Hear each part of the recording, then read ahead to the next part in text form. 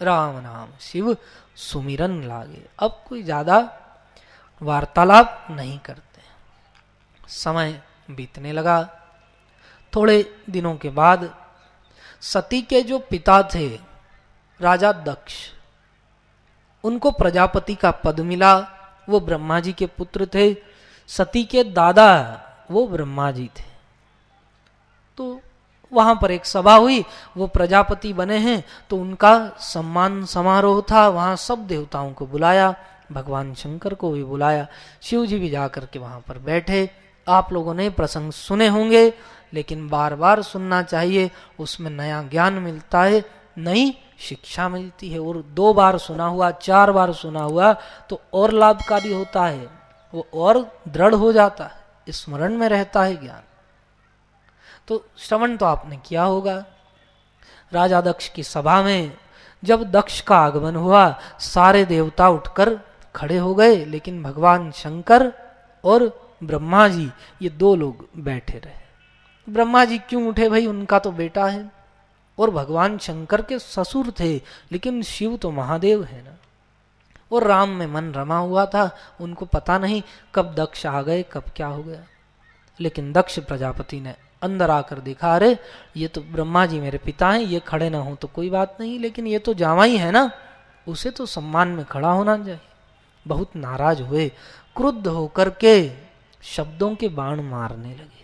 भगवान शिव को बहुत अनाप शनाप कहने लगे, अरे तू तो भूतों का नाथ है, शमशान में रहता है, तेरा वस्त्र ऐसा, तू कहाँ देवताओं के बीच में बैठ गया, निकालो यहाँ से। तरह तरह की बातें कहने लगे। मनुष्य को सदा सावधान रहना चाहिए। कभी भी वाणी का उपयोग करने से पहले 10 बार मन में सोचना चाहिए। नीतिकार बहुत सुंदर शिक्षा देते हैं, आदमी को क्या करना चाहिए, तोल मोल के बोल। पहले हृदय के तराजू में शब्दों को तोल लो। क्रोध भी करना है तो भी बड़े सधे हुए शब्दों में, आदमी को उसकी गलती का भान हो जाए और सांप भी मर जाए लाठी भी न टूटे, इस भाव से, केवल इस प्रकार से कहना चाहिए। कई लोग बहुत क्रोध में आए बहुत सारा बड़बड़ कर जाते हैं। ध्यान रखो, गड़बड़ हो जाती है बड़बड़ में। बड़बड़ करे तो सावधान रहना चाहिए, बड़बड़ में बहुत बड़ी गड़बड़ है। क्या ये जो मुंह में दांत होते हैं ना, कितने हैं, 32 ही बोलते हैं, 32 दांत होते हैं। ये 32 दांत किसकी रक्षा करते हैं, जीवा की रक्षा करते हैं। और अगर इस जीवा ने उल्टी सीधी बड़बड़ कर दी तो टूटता कौन है, गड़बड़ क्या होती है कि उसकी रक्षा करने वाले जो सिपाही हैं उनके ऊपर मुसीबत आती है फिर। इसलिए बड़ी सावधानी रखना चाहिए। तो शब्द जो आप किसी को कहते हैं ना, वो कटु वचन, ध्यान रखिए, शब्द का तीर कभी लौटता नहीं। और धनुष पर चढ़ाकर अगर बाण मार दिया और घाव हो जाए तो वो घाव भर जाता है, लेकिन शब्द का घाव कभी भरता नहीं। एक किसान था ना, पड़ोसी से झगड़ा हो गया, उसको बहुत सारा अनर्गल बोल दिया। पास वाला भी किसान था, लेकिन इस आदमी ने बहुत सारा बोल दिया और बाद में इसको दुख हुआ कि मुझसे गलती हो गई। तो वो आया गुरु के पास और उसने कहा, गुरुजी ऐसी गलती हो गई, मुझे ऐसा नहीं कहना चाहिए था, अब कोई उपाय बताइए जिससे कि कहे हुए शब्द फिर लौट आए, मैं वो शब्द वापस ले लेना चाहता हूँ। गुरुजी ने कहा, पागल कहेगा, जो गए हैं शब्द वो अब लौटने वाले नहीं, उनका तो वही परिणाम होगा जिस भाव से वो कहे गए। फिर भी वो मानता नहीं, क्या किसी तरह से वो शब्द लौट सकते हैं? गुरुजी ने कहा, एक काम करो, गांव के बीच में जाना, 5 मंजिल ऊंचा मकान है ना, देखा है? बोले हाँ गुरु। उसके ऊपर चढ़ जाना, इतनी सारी कापूस रुई लेकर जाना, जब हवा तेज चले ना, धीरे धीरे थोड़ा थोड़ा रुई निकालते रहना और उड़ाते रहना, उड़ाते रहना। उसने कहा ठीक है। ले गया आधा 1 किलो रुई, कापूस उड़ाता रहा, हवा चलती रही, उधर उड़े उधर उड़े। गया गुरुजी के पास, गुरुजी उड़ा दिया। गुरुजी ने कहा, जाओ अब जितना उड़ाया है इकट्ठा करके ले आओ। कैसे इकट्ठा कर सकते, बड़ी मुश्किल का काम।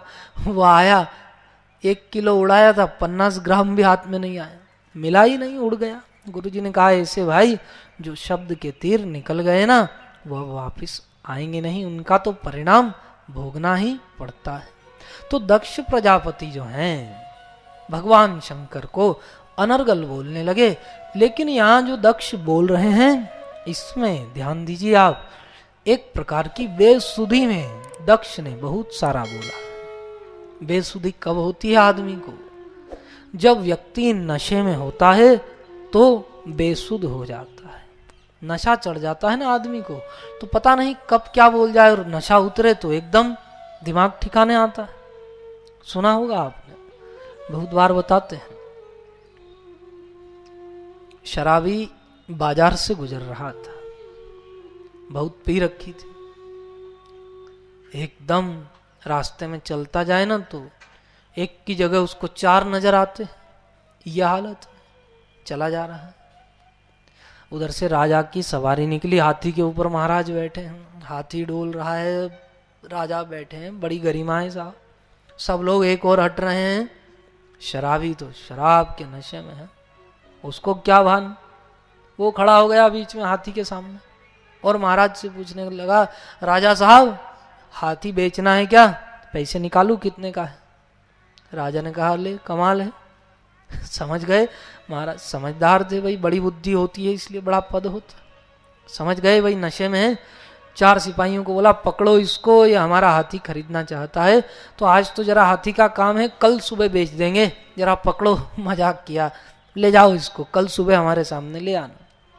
ले गए, रात भर बीती, नशा वशा उतरा, सुबह राजा साहब ने बुलाया, हाँ भाई हाथी बेचना है, ले चल बातचीत कर ले, जरा भाव भाव तय कर लेते हैं। और उसने हाथ जोड़ लिए, महाराज गलती हो गई, नशे में था इसलिए कुछ का कुछ कह डाला। तो जो बेसुधी की अवस्था होती है नशे में, वो यहाँ पर एक अभिमान है दक्ष को, उस अभिमान का नशा है कि मैं प्रजापति हूँ, ब्रह्मा का बेटा हूँ, मुझ में इतनी ताकत है, मेरे पास ऐसा पद है, ये अभिमान का नशा है। भगवान शंकर को कुछ का कुछ बोलने लगे, तेरा वेश अमंगल है, ये वो कई तरह की बातें कह दी। शिव जी चुपचाप बैठे रहे, साथ में एक सेवक थे, नंदिकेश्वर उनका नाम था, उन्होंने उठ करके दक्ष को ललकारा और कहा, देख हमारे स्वामी भोलानाथ हैं, तू गलत कर रहा है। वो चुप बैठे हैं, इसका मतलब ये नहीं। देखिए भगवान शंकर में और राम में गीता के कितने सूत्र उतर रहे हैं, श्री कृष्ण में गीता के कितने सूत्र उतरे हैं, देखिए आप। तुल्य निंदा स्तुतिर्मौनि संतुष्टो येन केनचित्, स्तुति हो चाहे निंदा हो, ज्ञानी को संतुष्ट और सम रहना चाहिए। गीता कितना सुंदर सूत्र देती है, और ये पूरे के पूरे उतरे हैं। शिशुपाल गालियां दिए चले जा रहा है, कृष्ण बैठे हैं जैसे कोई फूल फेंक रहा। कोई गाली दे दे आपको, कोई आपकी प्रशंसा कर दे कि अरे भाऊ तुम्ही तो काय फार छान माणूस है, तो बस भाऊ तो चढ़ गए खजूर के झाड़ पे। और अगर किसी ने कह दिया ओ भाऊ काय वेड़ा माणूस है बाबा तू तो फिर उठाए दग्गड़, आ गए गुस्से में। फूल फेंके चाहे कोई धूल फेंके, जो समता में रहता है ना उसको भक्त कहते हैं, वो सच्चा भक्त, वो ज्ञानी है। देखिए भगवान राम को, परशुराम जी सभा में आ गए, आगे प्रसंग आएंगे, और क्या क्या कह दिया। ये कहाँ गया वो चूहा, कौन निर्बल है दुर्बल, छुप गया डरपोक कहीं का, यह धनुष किसने तोड़ा, कितना कितना बोल।